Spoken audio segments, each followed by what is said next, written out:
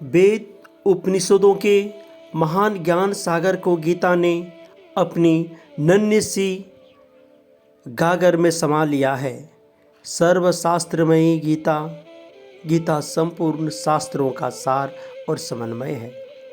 किसी भी धर्म, संघ या संप्रदाय के झगड़े में न पड़कर भगवान ने मानव जीवन में चिरंतन मूल्यों को गीता में ग्रंथित किया है। मानव जाति को ऐसा अमूल्य ग्रंथ प्रदान करने पर भी श्री कृष्ण की नम्रता कितनी अद्भुत है। वे स्वमुख से कहते हैं, इसमें मेरा कुछ भी मौलिक नहीं है। ऋषि भी बहुधा गीतम, ऋषियों ने जो अनेक बार और अनेक प्रकार से गाया है, उसे ही मैं फिर से कह रहा हूँ। कृष्ण के मुख कमल से निर्झरित यह अमृत गीत अनेक मानवों के जीवन में संगीत का निर्माण करता है। निष्प्राण लोगों में प्राणों का संचार करता और मानव मात्र को इस बात की प्रतीति कराता है कि मृत जीवन की अपेक्षा जीवन मृत्यु श्रेष्ठ है। गीता का प्रथम श्लोक धृतराष्ट्रवाच है। धर्मक्षेत्रे कुरुक्षेत्रे समावेता युयुत्सवः मामका पांडवस्यैव किम कुर्वत संजय। धृतराष्ट्र प्रथम श्लोक में ही पूछता है, मामका पांडवस्यैव किम कुर्वत संजय, कौरव पांडव क्या करते हैं। वास्तव में ऐसा पूछने का कोई कारण ही नहीं था। वे सब क्या किसी पार्टी में दावत खाने गए थे या कोई खेल या बर्थडे पार्टी में गए थे। अरे उन अंधे को ये पता होना चाहिए कि युद्ध के मैदान में लोग क्या करते हैं। धृतराष्ट्र को इतना ही पूछना चाहिए था कि युद्धस्य आरंभो जातो वा न वा, युद्ध आरंभ हुआ या नहीं, परंतु ऐसा ना पूछकर किम कुर्वत, क्या करते हैं, ऐसा पूछता है। सचमुच ऐसे लोग बड़े ही धूर्त और बड़े ही बेशर्म होते हैं। धृतराष्ट्र केवल एक ही हो गया है ऐसा नहीं है। धन, उद्योग, धंधा, व्यापार एवं भौतिक संपत्ति और वैभव को ही सर्वस्व समझने वाले सभी धृतराष्ट्र हैं। धृतराष्ट्र सदैव अंधे ही होते हैं। हजारों वर्षों का इतिहास इसका साक्षी है। जिनको केवल राष्ट्र, वैभव, धन, दौलत पकड़ना होता है, वे अंधे ही होते हैं। उन अंधे धृतराष्ट्रों की पत्नियां भी अंधी ही होती है।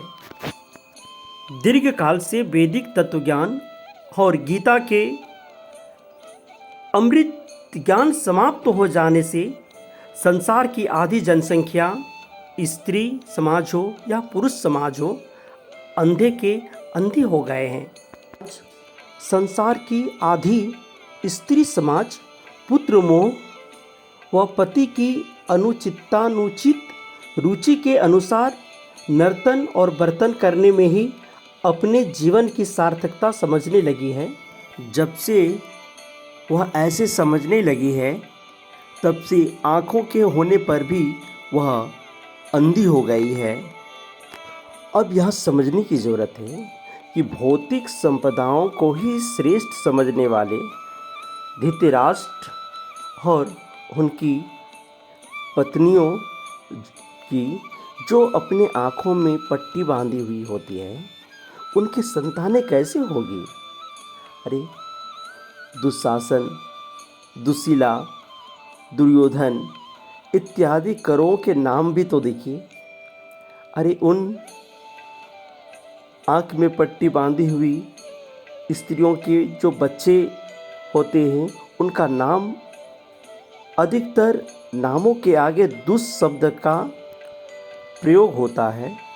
दुह अर्थात दुष्ट या दुखी अपनी संपूर्ण संतति के दुष्ट और दुखी होने का कारण स्वयं गांधारी है। आंखें होते हुए भी यदि उसने आँखों पर पट्टी न बांधी होती तो कदाचित उसकी संतति इतनी दुष्ट न होती।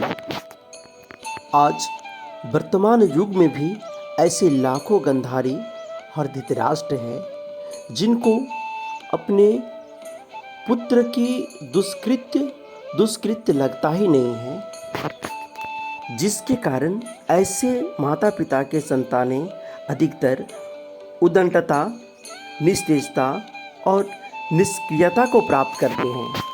गीता के प्रथम श्लोक को अगर आप लोग अच्छी तरह से अवलोकन करेंगे तो आप दो शब्द पाएंगे, धर्म क्षेत्र, कुरुक्षेत्र। ये धर्म क्षेत्र और कुरुक्षेत्र क्या है, इसको आज अच्छी तरह से हम समझेंगे। हमारा शरीर भी एक क्षेत्र है और ये क्षेत्र मिला है। किस लिए मिला है? धर्म के लिए और कर्म के लिए। इस क्षेत्र में कौन सा कर्म होना चाहिए? धर्म युक्त कर्म। इस कर्म भूमि अर्थात मानव देह को प्राप्त करने के पश्चात भी मानव यदि भगवान को लुभाने वाला प्रभावी और तेजस्वी कर्म न करे, सिंह के समान गर्जना न करे और गरुड़ के समान ऊंची उड़ान न भरे तो यह जीवन ही व्यर्थ है। परंतु आज मानव व्यवहार कुशल कुरुक्षेत्र में उतरते ही नहीं। कुरु अर्थात कर, यानी क्या कर? कर्म कर। प्रातः आँख खोली कि कुरु प्रारंभ हो जाता है। कोई निष्क्रिय व्यक्ति कहेगा कि मैं तो कुछ भी नहीं करता, परंतु कुछ न करना यह भी एक प्रकार का कर्म ही है। जैसे अपक्ष का भी पक्ष होता है, उसी प्रकार यहाँ भी है। कुरुक्षेत्र जब अकुरु हो जाता है तब वह क्षुद्र बन जाता है। जब तक उसमें उद्दंडता रहती है तब तक वह पवित्र क्षेत्र नहीं कहा जा सकता। हमारा कुरुक्षेत्र अर्थात शरीर धर्म क्षेत्र तथा पवित्र क्षेत्र तभी होगा जब उसमें रहने वाली उद्दतता और निष्क्रियता, उद्दंडता, दुष्क्रियता का निष्कासन नहीं होता है। तब तक हमारा शरीर धर्म क्षेत्र बन ही नहीं सकता है। आप तत्व ज्ञान गीता भी सुनेंगे और उद्दंड भी रहेंगे। एक साथ ये दो बातें नहीं हो सकती और मैं ऐसा होने भी नहीं दूंगा। इस चतुर्भुज मिलन में सभी भाई बहन जो सज धज के बैठे हैं और ये आयोजन आप किए हैं, परंतु ये आयोजन प्रयोजन में तभी तब्दील होगा जब आप इस सारे विचार को अपने जीवन में चरितार्थ कर पाएंगे। जब तक ये विचार को अपने जीवन में नहीं आप उतारेंगे तब तक ये आयोजन प्रयोजन विफल हो जाएगा।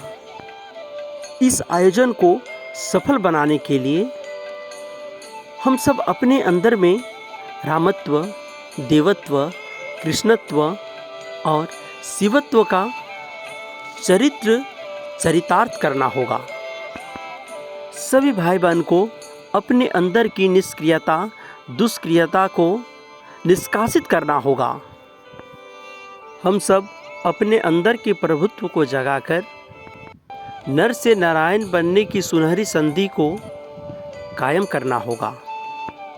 तभी हमारा जन्म यानी ये मानव शरीर यानी धर्म क्षेत्र में प्रवृत्त होगा। मानव जीवन का यही उद्देश्य है। अपने उद्देश्य को ना समझ पाना, अपने लक्ष्य तक ना पहुंच पाना, यही मानव जीवन का निष्क्रियता है।